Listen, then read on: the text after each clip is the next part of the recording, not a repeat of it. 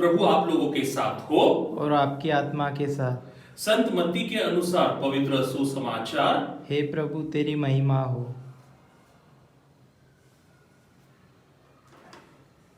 उस समय शिष्य ईसा के पास आकर बोले, स्वर्ग के राज्य में सबसे बड़ा कौन है?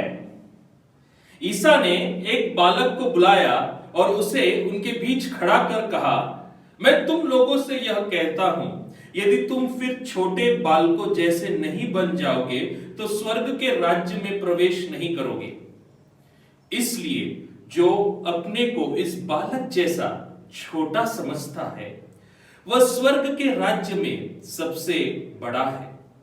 और जो मेरे नाम पर ऐसे बालक का स्वागत करता है वह मेरा स्वागत करता है। प्रभु का सुसमाचार। हे क्रिस्त तेरी स्तुति हो। क्रिस्त में मेरे प्रिय भाई और बहनों, आज के सुसमाचार में यीशु हमें एक बालक की तरह विनम्र होने के लिए और साथ ही साथ छोटा बनने का संदेश दे रहे हैं। इसका अर्थ क्या है? इसका अर्थ यह है कि हमें बालिश नहीं बनना चाहिए, बचकाने नहीं बनना चाहिए, बल्कि बालकों की तरह नम्र बनकर, निष्पाप बनकर, निष्कलंक बनकर यीशु के सच्चे अनुयायी के रूप में उनका अनुगमन करना चाहिए। यह तथ्य समझने के लिए आज के सुसमाचार की पृष्ठभूमि अथवा संदर्भ समझना जरूरी है। यह सुसमाचार मत्ती से लिया गया है और हमें मालूम है कि मत्ती का जो सुसमाचार है वह कई भागों में बांटा गया है।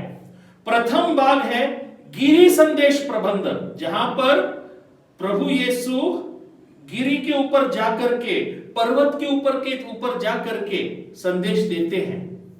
दूसरा है मिशन संदेश प्रबंध, जहां पर प्रभु यीशु शिष्यों को मिशन के लिए भेजते हैं। तीसरा भाग है दाखलों का संदेश प्रबंध अथवा स्वर्ग राज्य का संदेश प्रबंध। दाखलों द्वारा स्वर्ग राज्य के महत्व के बारे में यीशु हमें शिक्षा देते हैं। और अभी हम कलीसियाई संदेश प्रबंध पर मनन कर रहे हैं, जहां पर यीशु की जो भविष्य की जो कलीसिया है वो कैसे, उसका प्रारूप कैसा रहना चाहिए, स्वरूप कैसा रहना चाहिए, इसके बारे में यीशु विवरण देते हैं।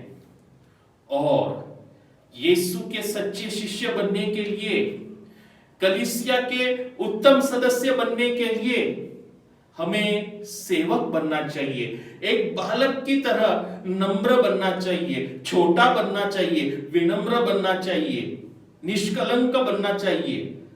तभी ही हम यीशु का अनुगमन कर पाएंगे। उस समय रोमी साम्राज्य में बालक को किसी भी प्रकार का अधिकार अथवा सम्मान नहीं था, लोग उसे तुच्छ मानते थे। लेकिन यीशु हमें यह चुनौती दे रहे हैं कि एक बालक की तरह हमें आगे बढ़ना चाहिए, लोगों की सेवा करनी चाहिए, लोगों का दुख दर्द समझना चाहिए।